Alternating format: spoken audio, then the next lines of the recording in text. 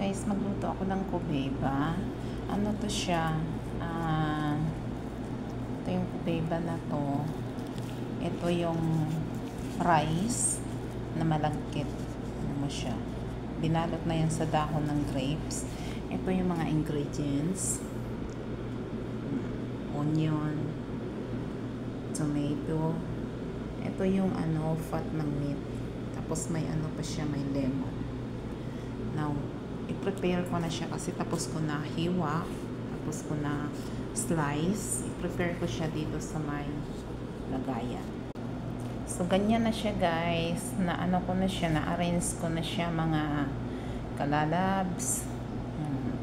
Tapos lagyan ko na lang siya ng bukarat, curcum, salt, olive oil. Ito guys, yung curcum. Ilagay ko sa dyan.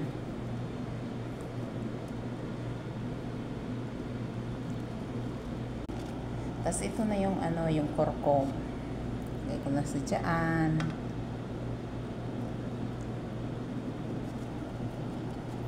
Tapos lagay ko na siya ng asin. Ito yung salt. Ilagay ko na sa dyan.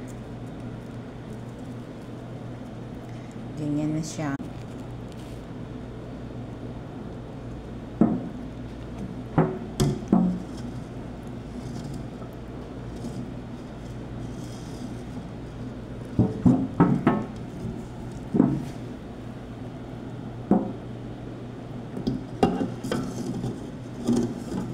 Natin kasi gusto kasi nila yung yung hindi dry pa.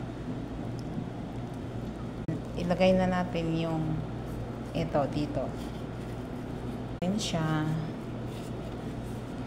Isa-isa yan. Kailangan maayos yung pagkalagay para hindi siya madurog pag naluto. Ganyan. Tapos mamaya ipapakita ko pag luto na. Mamaya. Guys, ito na siya guys. Nilagay ko na yan dyan until na kailangan mapuno natin siya dito kasi para yan sa mga bisita ng amo. Yan. Kailangan mapuno natin siya. Kaya pag napuno natin siya, lulutuin ko na. So, abangan nyo yung yung finished product nito. See you guys. God bless.